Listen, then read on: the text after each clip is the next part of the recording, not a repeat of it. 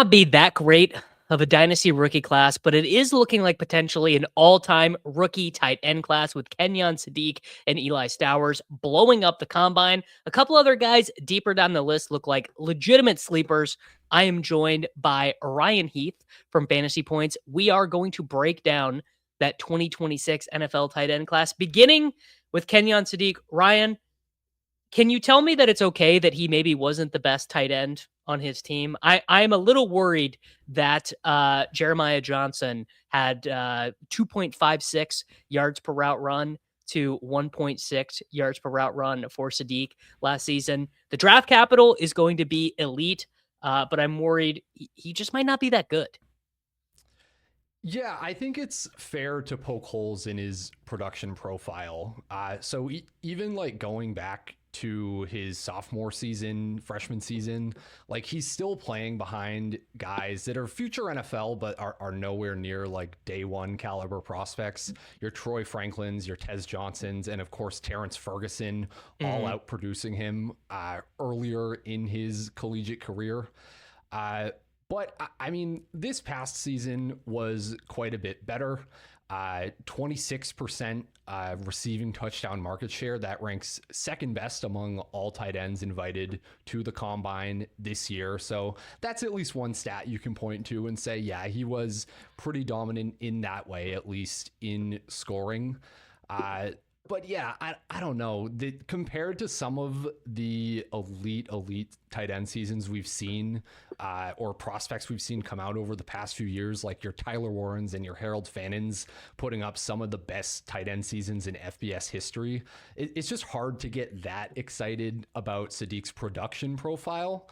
I mean, he was outside the top 20 tight ends in the FBS by receiving yards per team pass attempts, below several tight ends that are going to be taken after him by the NFL.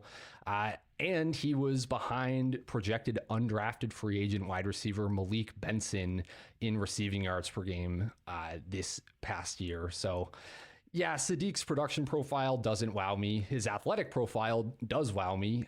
He is the best athlete to ever come out at the position per my own Spork athleticism model. That is a data point that matters quite a bit at tight end. Athleticism is very important. So yeah, ultimately kind of mid producer, even considering target competition. But he's going to get strong NFL draft capital. He's a really good athlete. I'm probably a bit below consensus on him compared to the industry right now.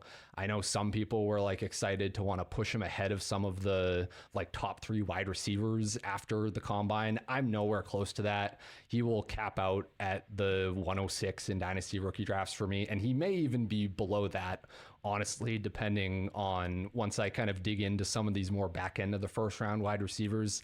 I suspect that Sadiq is going to be more of like a late first where I'll rank him in dynasty rookie drafts. Yeah, I tend to agree with you because I think there's really good arbitrage existing with Eli Stowers. Now, Stowers is definitely going to get pushed up because he's probably going to get second round draft capital now. After that combine, the production really good, 2.55 yards per route run for Stowers. We've got Kenyon Sadiq trailing behind RJ Maryland, Jaron Koenig, Justin Jolly, like a bunch of, kind of no ones. My comps for him, funnily enough, Terrence Ferguson is there. Noah Fant is the one that seems to be coming up in a lot of models because he's got the first round draft capital, the kind of questionable production profile. I mean, I guess you like to see guys like Laporta and Kincaid in there, guys who've been used in like strict receiving roles in the NFL. Also funny that Terrence Ferguson shows up. They basically had the same peak dominator at 15%. You definitely don't love to see. The negative comp for him would be someone like Arroyo, where it was kind of based on athleticism. The draft capital was better than you would expect for that production profile because he was pretty athletic. Gerald Everett, another one of those guys, OJ Howard down there all the way at the bottom of my sim scores. It's not great. The receiving yards per team pass attempt, not that great. I have a hard time.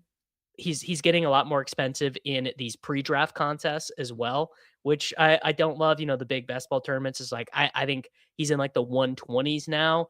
It's like, okay, well, if you go to the perfect landing spot, maybe.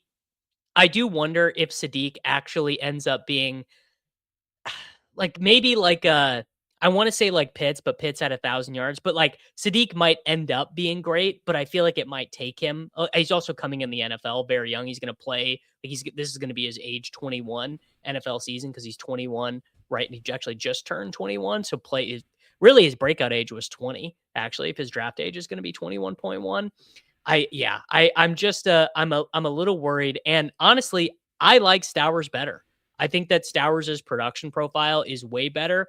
The concern you would have for Stowers would be, is this, what's that? The Ryan Toscano has that meme. It's like, do you like this tight end for wide receiver reasons or tight end reasons? You're like, okay, well, I like him for wide receiver reasons because he's really not a good blocker. He is old, right? So he's coming in the NFL at 23 years old.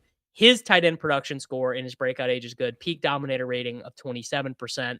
A lot of the actually very similar comps there because the draft capital moved way up in my stuff after his mock draft stuff went up. But where are you at on Stowers? Yeah, I'm definitely more impressed by Stowers' production profile, as you said. Yeah, a bit of an older prospect, but you can excuse that away a little bit in that he came into college as a quarterback, ultimately transferred alongside Diego Pavia, who is like his best friend. He like wanted to just play tight end full time with him. And as soon as he committed to that, he pretty much immediately broke out. And in fact, he had one of the better recent tight end receiving seasons that we've seen. Reception share in the top 12 among all tight ends to be drafted since 2017, second best in the draft class aside from Tanner Koziel, and this was in 2024. For perspective, he had more of his team's receptions in 2024 than Travis Hunter did at Colorado in the same year. So really was dominating all of that work. By receiving yards per team pass attempt, he was behind only Harold Fannin and Tyler Warren that season, which, as I said earlier, were two of the best collegiate seasons we've ever seen at the position. So if those are the only guys beating him out, they both got drafted, went on to have success in the NFL. That's a pretty nice list for Stowers to be on. This past season, overall production kind of took a step back, but he still led all FBS tight ends in yards per route run, led every wide receiver that's going to be projected in round one this year in yards per route run outside of Mekhi Lemon and Carnell Tate. He was above Casey Concepcion, above Jordan Tyson in yards per route run this past season. All of that is really cool. Another amazing athlete, 10th best by career missed tackles force per game at the position, tested as the 5th best Spork athleticism score in my model. But yeah, to your point, really the big hang up with him is he actually a tight end? I think with Sadiq, opinions vary a little bit more on whether he can be an inline blocker and actually play like an every down real tight end role. With Stowers, I don't think anyone's really pretending that this is anything other than either an F tight end or like a glorified big slot type of tight end. And that is an archetype that carries a lot of risk in today's NFL with how the league is kind of shifting. So he's going to be very draft capital and landing spot dependent to me. If a team commits to him in round one, and it's a team that is either going to commit to a bunch of multi-tight end sets like the Browns did with Harold Fannin to make that work this past year, or just a team that doesn't have very many skilled receivers that they could just chuck him in the slot and say he's actually our best option there, then I'm going to be very into Stowers. I can see a world where Stowers goes at the end of round one to an amazing landing spot, and I could see myself rank him over Sadiq ultimately for Dynasty rookie drafts, but I could also see him being like my tight end 4, depending on how things shake out and just how much I trust that organization and coaching staff and how much they have to invest in him, how much they are incentivized to kind of build their offense around him. So that's where I'm at with Stowers. I hope everything works out because he's a very, very fun prospect. But yeah, like the downside is what if he's just kind of a super athletic wide receiver that doesn't have like the wide receiver skills that you necessarily need. I've physically comped him to Chase Claypool. They're like the same height within a pound of each other. Yep. So yeah, it's really entertaining, interesting prospect, but I still kind of don't know what to think until we get the draft capital, get the landing spot. The downside for someone like him would be Mike Gesicki, who has been in the NFL since 2018.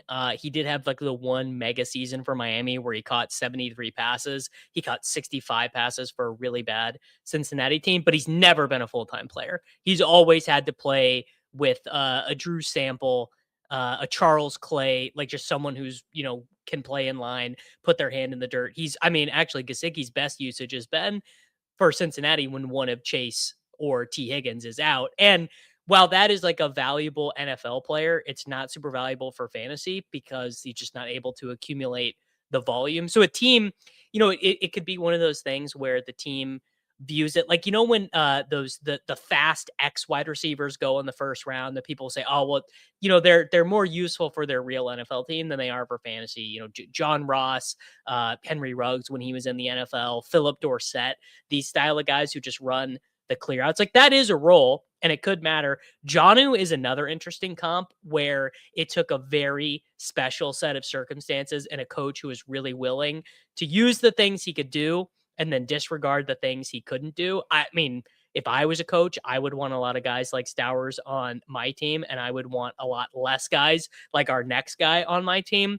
I would say it's hard to get real inflamed about Max Klare, but I feel like this type of guy is so dime a dozen. There's a million of these guys that come out every year. He did have the crazy junior season for Purdue where he had a 35% or a 30, I guess my numbers have 30.9% peak dominator rating.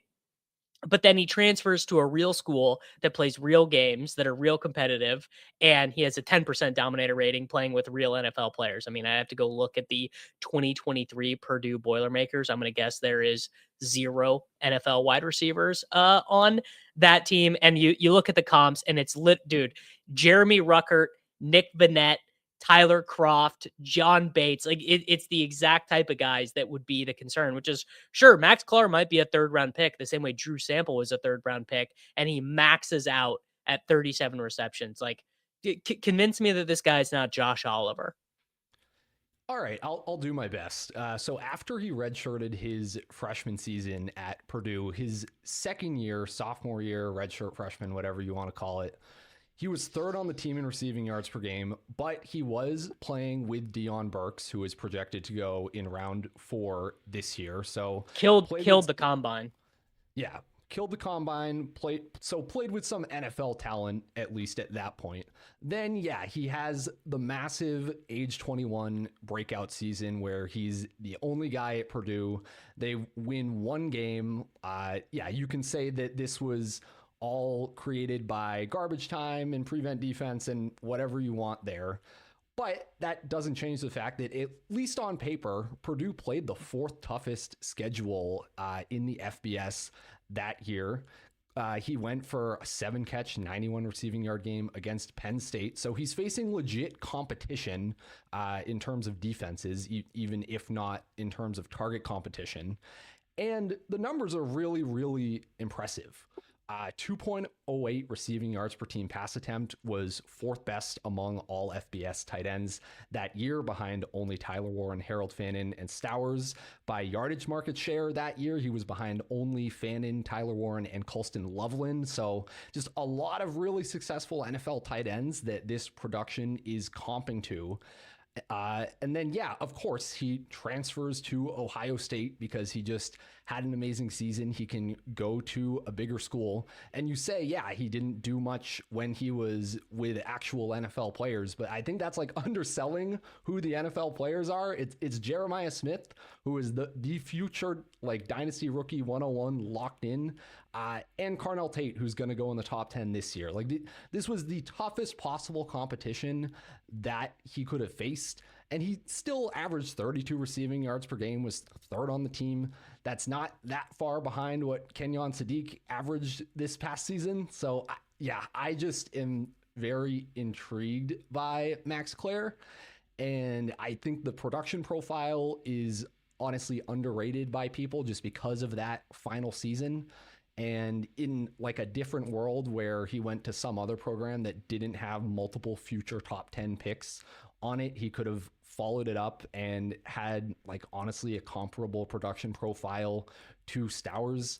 Doesn't have quite like the same build concerns as Stowers. So yeah, I think Klare is kind of a fun like day two type of tight end sleeper somewhere in the second round of dynasty rookie drafts. I'm going to be looking if that's where he ends up having his name called by the NFL. So he's someone I'm not counting out at all. Would have been nice to get testing numbers for him. I assume he'll have a pro day at some point and we can revisit the athleticism. But yeah, he's someone that is majorly on my radar as a top 5 rookie tight end.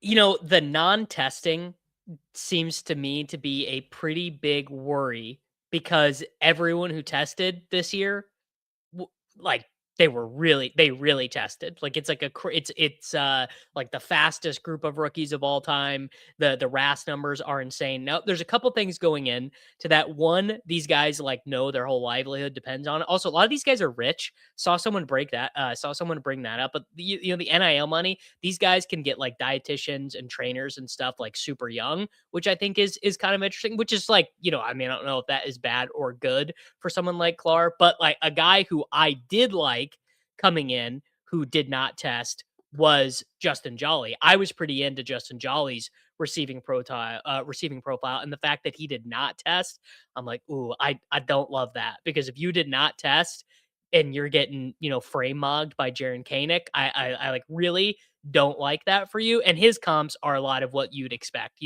Josiah DeGuara types, Devin Asiasi, Chris Herndon, like kind of just these super middling.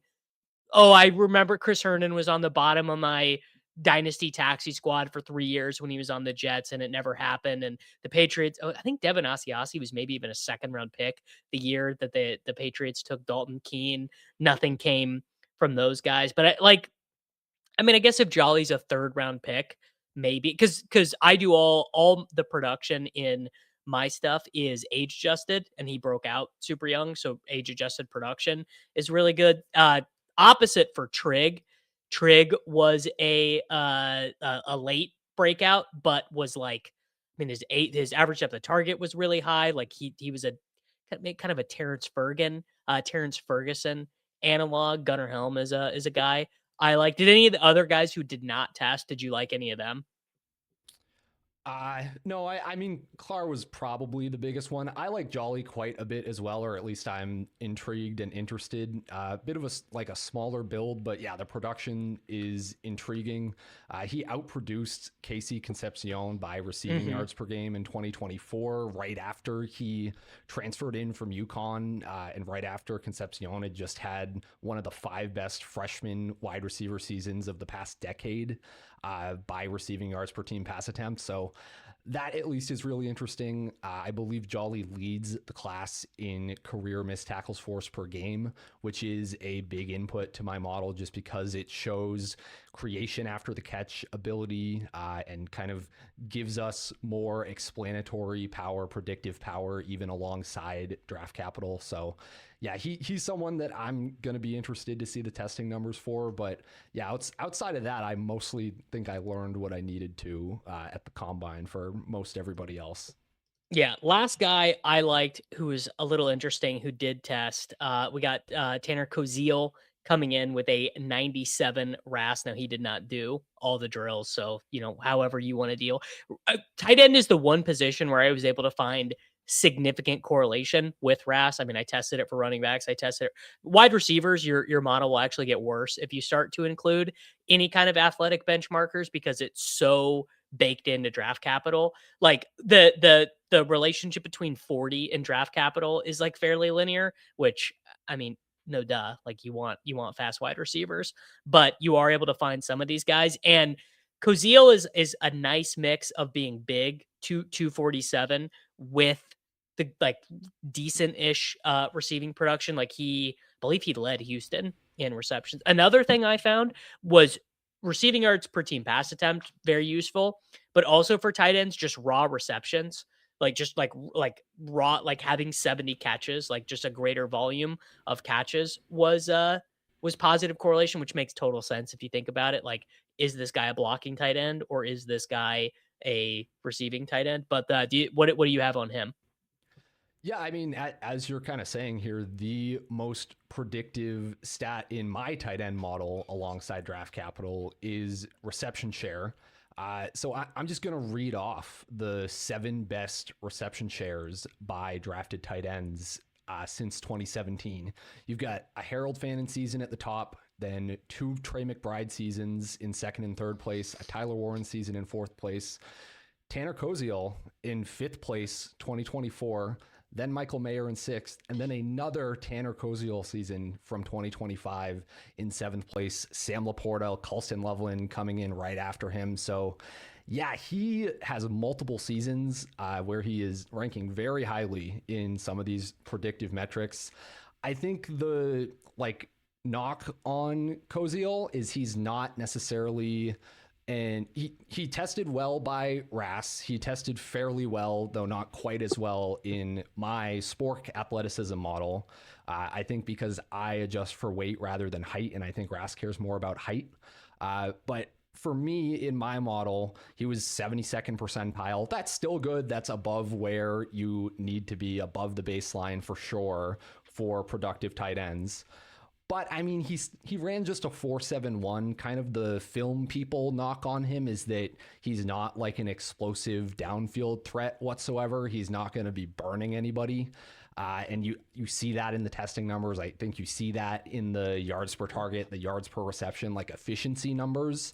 But regardless of that, if Koziel goes on like early day 3, and he's effectively free in Dynasty rookie drafts, I think he's an amazing sleeper just for the fact of the production, of that he is above 245 pounds, like he could develop into an every down blocker. That those are the type of profiles that I want to take a chance on when they're effectively free.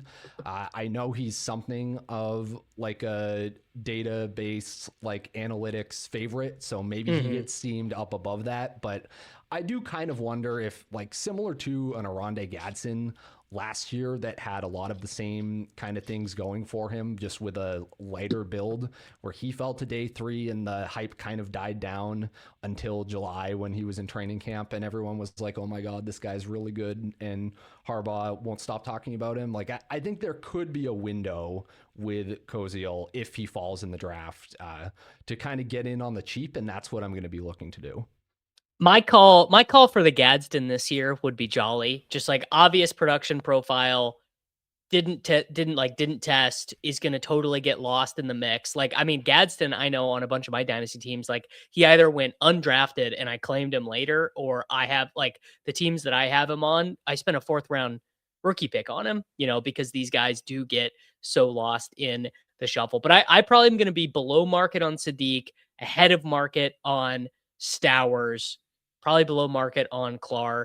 And then, it's such an interesting class because it's so weak that I imagine what will happen is a bunch of wide receivers who we think suck now, who get like 4th or 5th round draft capital for teams we like. Like there'll be someone who gets drafted in the 4th round by the Cowboys or the Bengals, like a Jermaine Burton. Remember when Jermaine Burton was not really a prospect. Like everyone thought he was like a loser, and he gets drafted in the 3rd round by the Bengals, never plays, gets waived. But he was like the 301 his rookie year, despite like a lot of reasons to think he sucked. And we're gonna see.